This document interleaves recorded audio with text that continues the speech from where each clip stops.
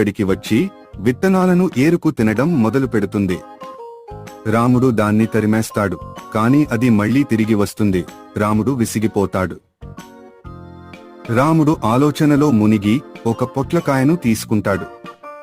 దానిలో కొద్దిగా అన్నం పెట్టి పొలంలో ఉంచుతాడు. కాకి అది చూసి ఆశగా దగ్గరకు వస్తుంది. అది పొట్లకాయ నోటిలోకి ముక్కును పెట్టి అన్నం తీసుకోవడానికి ప్రయత్నిస్తుంది, కాని ముక్కు ఇరుక్కుపోతుంది.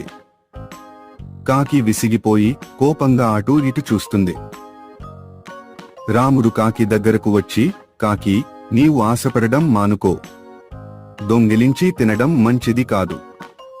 కష్టపడితేనే కడుపు నిండుతుంది అని శాంతంగా చెబుతాడు. కాకి తన తప్పు తెలుసుకున్నట్లు తల వంచుకుంటుంది. రాముడు దాన్ని వదిలేస్తాడు.